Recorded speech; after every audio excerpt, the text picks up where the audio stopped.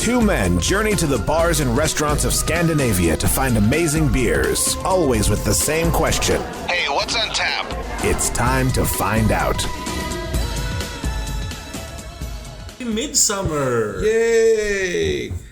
In Corona times, but it's still Midsummer. I'm kind of curious what will happen for Midsummer this year, how people will treat it. Yeah. We are being responsible. Right. So I haven't actually celebrated a Midsummer in forever. Ah. I think the first couple of years I was actually in Sweden during Midsummer. But then like the last,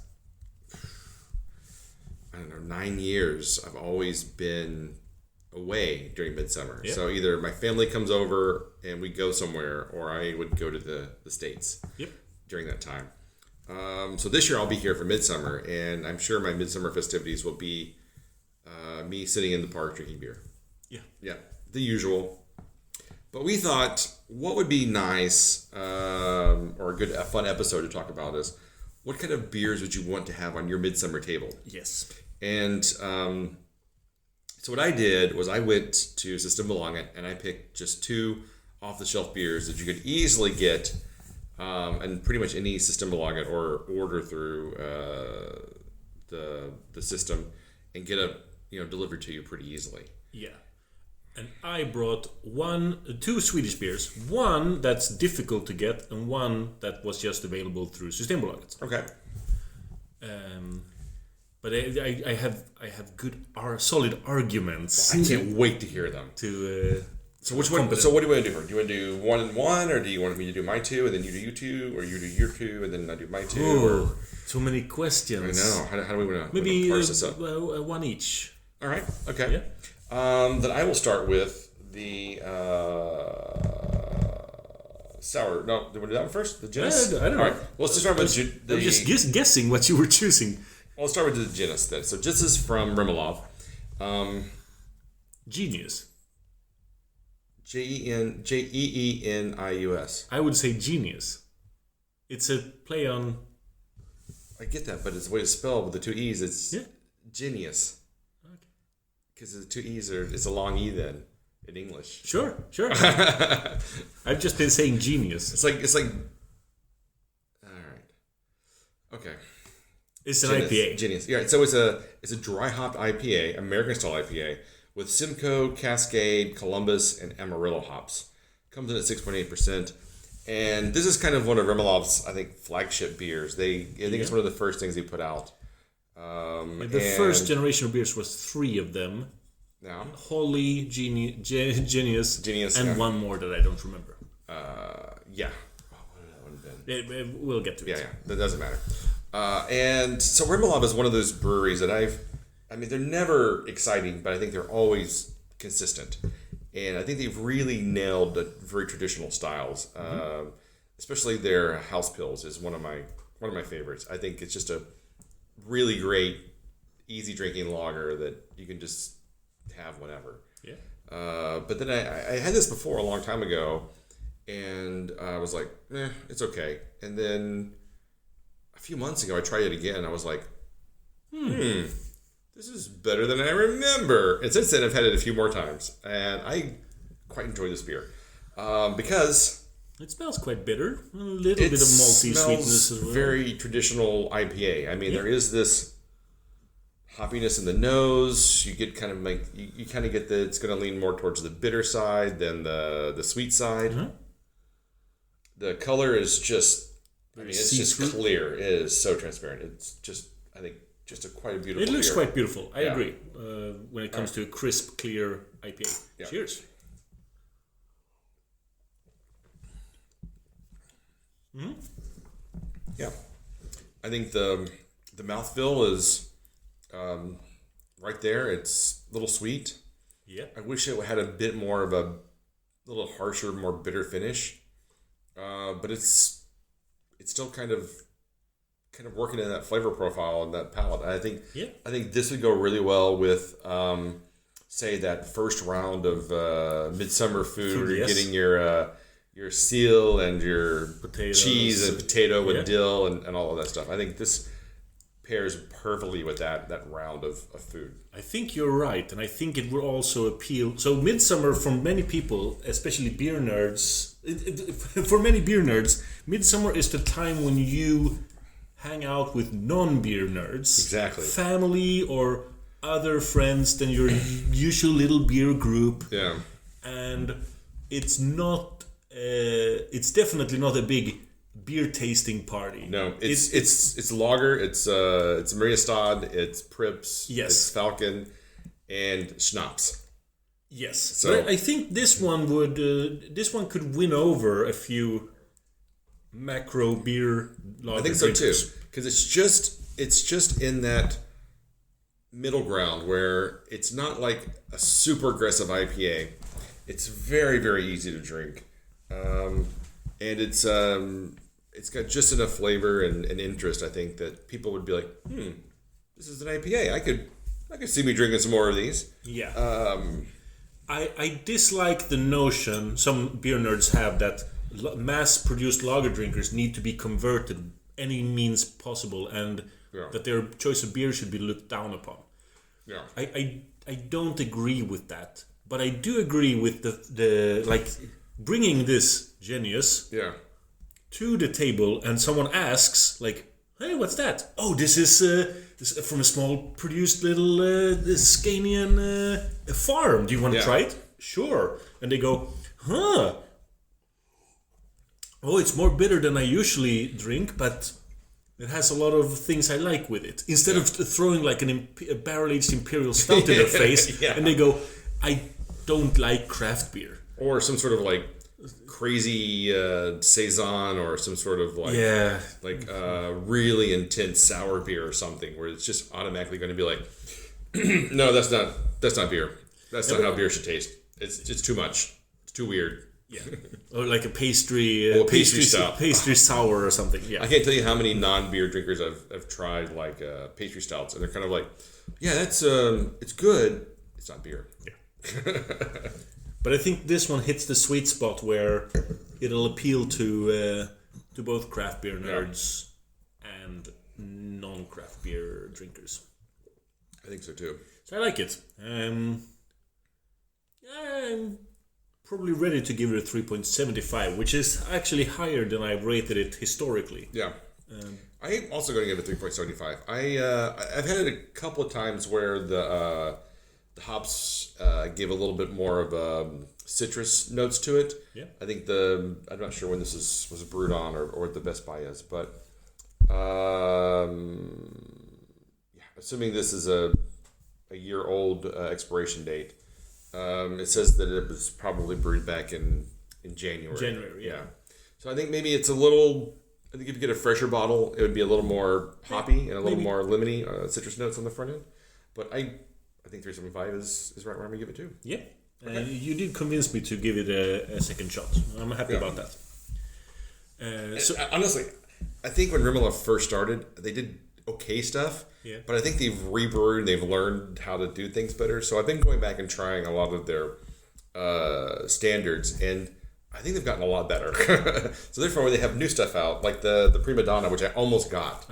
I've had it twice now, and Primavera, sorry, Primavera, not Prima Donna, which is their spring. Yeah. Is it a saison or I'm not sure. It's almost like a Vit beer or something. Yeah. I liked it better the second time than I did the first time. Okay. But yeah, so the beer I brought is a Pilsner from Stockholm Brewing Co. We talked about them earlier this month, and it's their Östermalms Pilsner. The subtitle is a slightly better Pilsner. And the reason I brought this one is because it's a big bottle. That's the main reason I brought it. It is a 75 centiliter Pilsner. I've never seen a Pilsner in a 75 centiliter bottle before. It's quite rare. What I'm going for, I hope you will like it, because good Pilsners do appeal to you. Yeah. But what I'm going for is a craft table beer, a Swedish craft table beer. Yeah, because that's one of the things I wish that we had actually for Midsommar is a table beer. Yes. Something that comes in at a 4 to 5%. And this is 5.4. It's 5.4, yeah. So it's a little on the higher side, but still, I mean, the table beers are meant to be like a communal beer that's shared around, that's not high ABV. Usually comes in, I think, somewhere like 3.5 to no more than 5, and just a easy drinking, beer you just have on the table. Because back in the day, when water was quite toxic, you had to drink beer. Yes, but the point of drinking beer was to keep you hydrated, not to get you drunk. Exactly. Also to give that slight buzz. It was a good drink in all aspects. Yeah. In past years, I remember bringing Omnipollo Leon, a 75 centiliter. It's like a Belgian ale, Belgian style ale, but from Swedish-based Omnipollo. And that one got the reaction from non-beer drinkers like, "What's that? A big bottle of beer? Like what?" And then it's so easy to share. It goes like, 4 glasses are filled.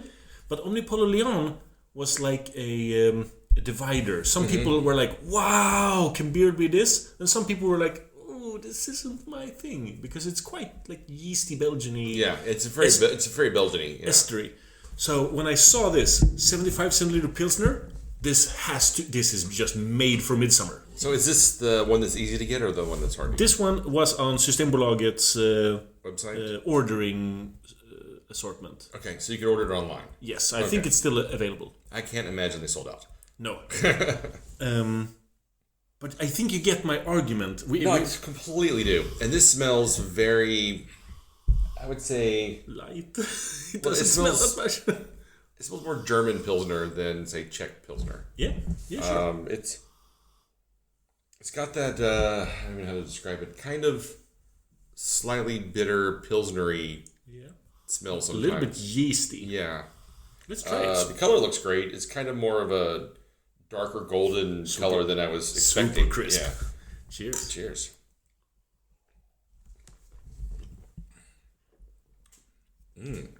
That's good. It has a lot of side taste notes that I didn't expect and maybe should be there. Well, one of my problems with Pilsner sometimes is they taste a little soapy to me. Yeah. This one doesn't. Okay. I think it's a little bit minerally. It's very minerally. I think that's what I was smelling on the nose. Is mineraliness, and I like that. I think it gives it some character. I like the body a lot. I think this is it's not a light, watery Pilsner. It's a full body. I mean, it's rich. It's not very watery. I do agree with that. There's no explanation text or anything on it, but no. Just when I saw that this existed in the world, I just thought Midsommar table beer. Yeah, and again, I think this would pair perfectly with the first round of foods. I think it's light, it's easy to drink. I mean, you put a couple of these on the table and just have people help themselves like they do a bottle of wine. Exactly. It's good. I'm thoroughly impressed, actually. You're also impressed with my reasoning, I hope. I am. I like that. There is a method to the madness. Of course, there always is.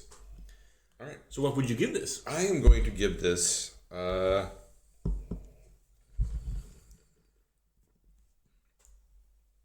think I'm going to give it a 3.75. I'm landing on a 3.5.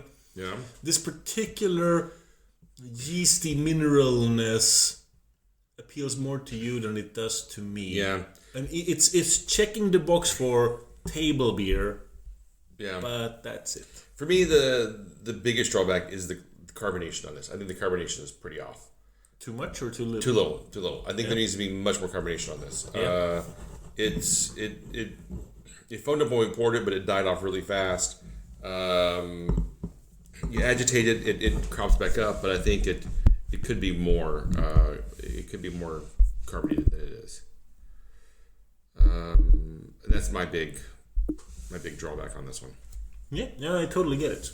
All right, well, let's take a break. Yep. And then we'll come back and we'll take the next two. Yeah, skål. Skål. The Mulberry Boys every Friday night On the show, you better know they keep it tight.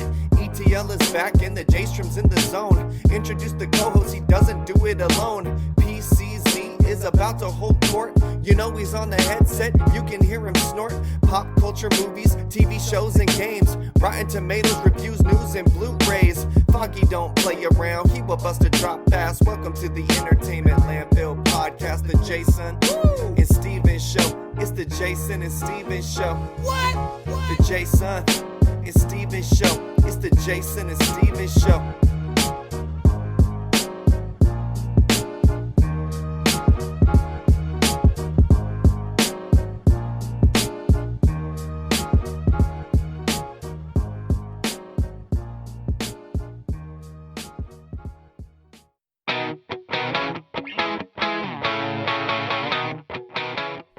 Have you ever wondered what so-called family films will scar your kids forever?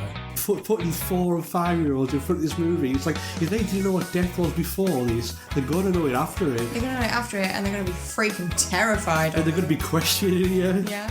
Or do you have the slight suspicion that your loved one has a cold, dead heart? Yeah, the Dark Knight has got like all the orphans, and like, oh no, we're going to die. They did not build up those orphans at all. In my head, it was like, kill them. Then look no further.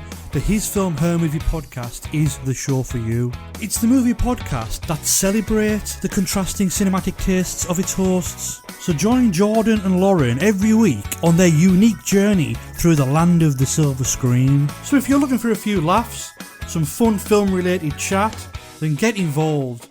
You can find us on Apple Podcasts, Spotify, Stitcher, or wherever you get your podcasts. Okay, so we're back. We are back. Can I go first now? If it makes you happy.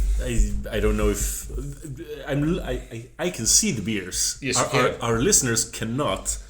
I'm just really curious what my beer tastes like. I can see why this is a hard beer to get now. All yes. Right. So this is also from Stockholm Brewing Company. Yes. And it's a beer they made together with the Mikkeller Beer Club.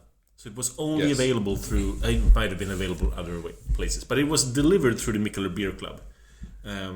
So it's, I don't know if it's actually collaborated. No, it's made exclusively for Mikkeller Beer Club.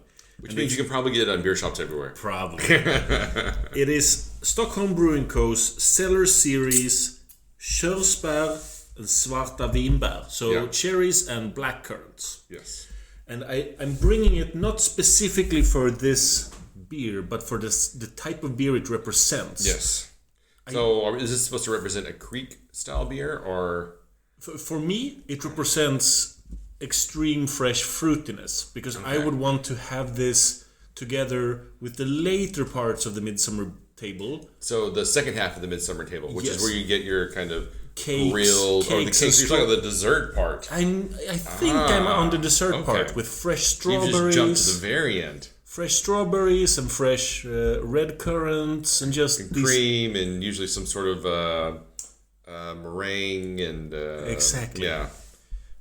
Because Midsommar, almost like a pavlova. That's a big thing here. Yeah. Yeah.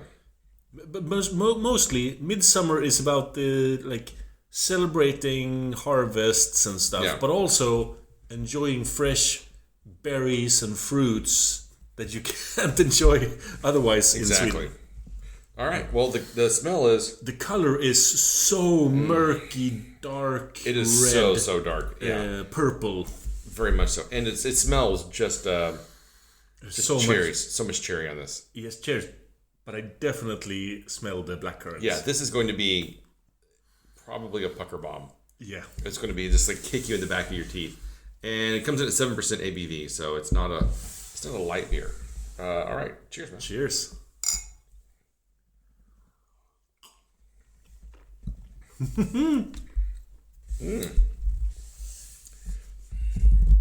It's definitely, it's puckering. There's something you don't like about it. There is something I don't like about it. Intriguing. It's not as, honestly, it's not nearly as tart as I thought it was going to be. No. Cherries and black currants, that's going to be usually just that's really a kick in the teeth. So it kind of threw me off a little bit. That's super what I was expecting. I'm getting a lot of red currants, which aren't even in the beer. But that's the flavor. I'm a red currant nostalgic idiot. I love red currants so much. I think my problem is, I think the taste just dies so quick. Like it just kind of like it fades super fast, and like, well, it smells like it's going to be just so much flavor. There isn't a lot of flavor in it. No, it does fade quite quickly, and when it starts to fade, it becomes just cherry pits. Yeah. But there is something in the flavor. I want to get words on it. It reminds me of when I was 5 years old and allowed to go into our, albeit red currant bush, and just eat whatever I wanted. Yeah. There was no limit on. There was limit on candy, but never a limit on red currants from the. Why would there be? Exactly. It's just like little Martin should just eat as many red currants as he wants. And I would take the entire stem, I would put it in my mouth and use my teeth to like Pluck the red currants. pluck the red currants. Meaning I got so much stem together with the red currants. This one, when I just get it in the mouth, actually tastes like currant stem. I can see that. Yeah. And it's making my nostalgia gene just it's flare. It's like, kicking high, is it? oh man, I'm 5 years old again and there are no problems in the world. It's actually kind of giving me that feeling. You're going to rate this really high. It's not going to be a max point, but I'm going to rate it higher than you. By far. I already know that. I can already guarantee you're going to be bar. Because I find this to be... I mean, I don't have that nostalgic kick to usher me forward, but... I just find it lacking, kind of middle of the road. There's so much potential here. Yeah. But it just doesn't deliver on flavor or mouthfeel or aftertaste. It just is kind of like a... If a beer was a sigh, it would be this beer for me. The more I drink, the more I'm getting this flavor. So I actually am going to rate it, and I'm going to give it 2.75. Wow. So I'm going to give it a 4.25.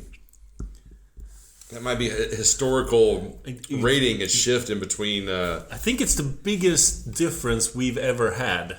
I think so too. I think it's, in the history of the show, I think it's also the biggest difference that we've ever had. But nostalgia is a big part for me, actually. Hey, you know what? The first time I tried Yellow Belly Sundae, it kicked in so many nostalgic flavors for me. Peanut butter. Right, it was the peanut butter, but it tasted just like these kind of cereals that I used to get as a kid, where the chocolate and flavors would leach off of into the milk from the cereal, and it was just like, oh my god, it was a 5 out of 5 beer. It was the first, I think, one of the first beers I ever gave a 5 to, because it would just hit like everything. Just first sip blew my mind, and I think a large part of that was nostalgia. And I've had it a few times since, and I don't give it a 5 anymore. But the first time out, I'll never forget that experience. I completely respect those feelings when it comes to that.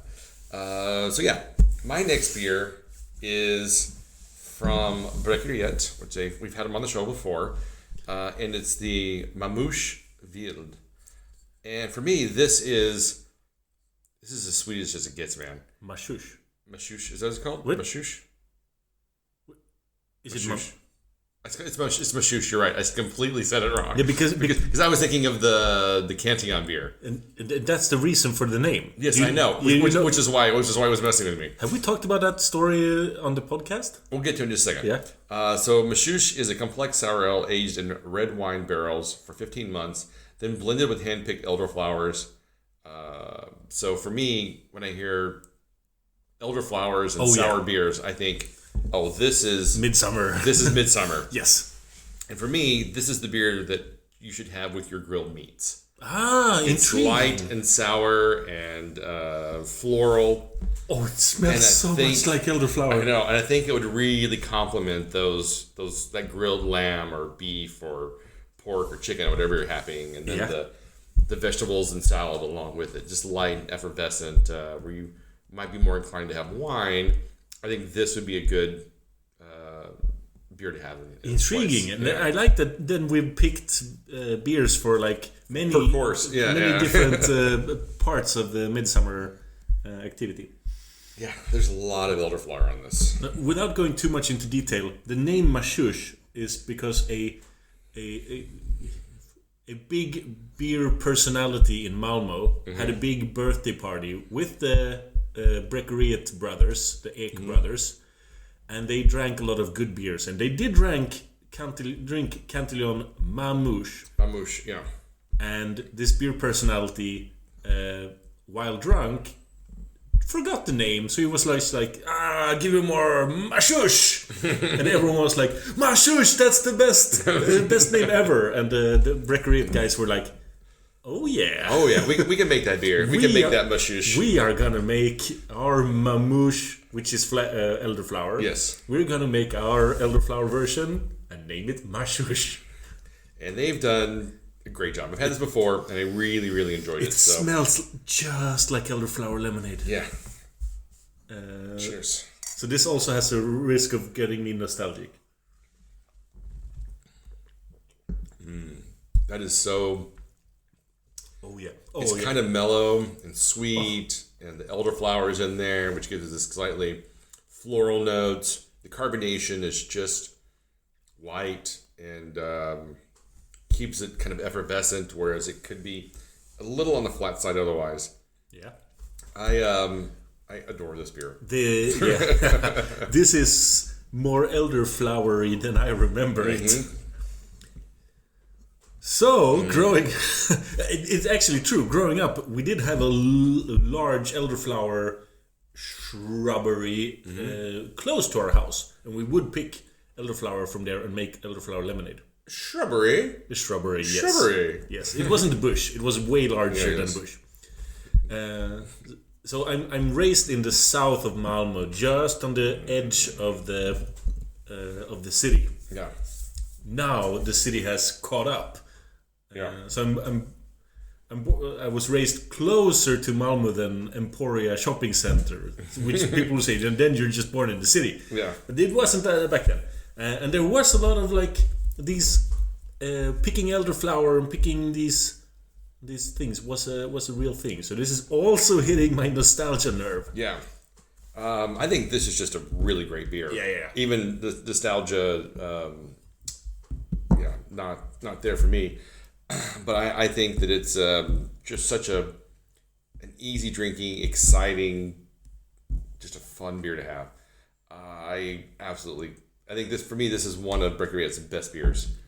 And I had a hard time picking. I wanted to bring one of their beers because I think they do great sours. Yeah. And they're very easy to get into. So if you're not a sour fan, their beers are sour, but they're not like the pucker bomb, like over the top kind of sours you can get quite often. So when I was looking through their stuff, I almost grabbed like Ruby Gems or Pink Passion or Slice and Dice. This is better. And then I saw this, and I was just like, oh no, this is the one. It has to be this beer. Yes. Because it just is like elderflowers and the sour and the sweet and the complexity of the beer itself. It just lends itself so well to like grilled foods.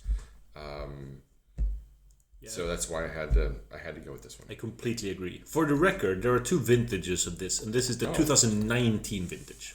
Okay, so they come out. Is there the 2018 as well? Okay. This is bottled in August of 2019. Yes. Best before 2029. I don't know how this would age up in 10 years. I think a lot of the elderflower would disappear. Yeah. I get distracted by the aftertaste of this one, which is pure elderflower lemonade.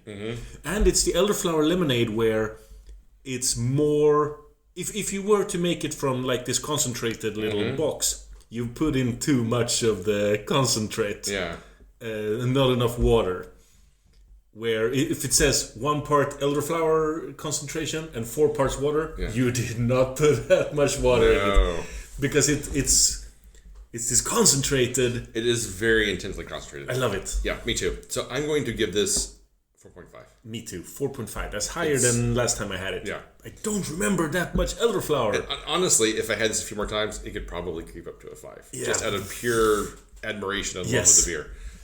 Because I got to say, this is a really, really solid, like, working on the lambic scale of like best lambic breweries out of Belgium. It's hitting me in those kind of levels, which is a high compliment, I think. This is just such an excellent beer. All right, so I hope you enjoyed our episode on what you should have on your table at Midsommar this year. I hope you pick up some of these beers or beers in this style, if you can't get them. Let us know what you're drinking this Midsommar. We would love to know. Yeah, most importantly, stay safe, but try to spread love to your friends and families. Enjoy it anyway, but maybe skip the Maypole dance this year. Yeah. So you can find us online at whatsontapodcast.com, Instagram, Facebook, YouTube, Spotify. And wherever you find good quality podcasts. Until next time. Drinking your dum-dums.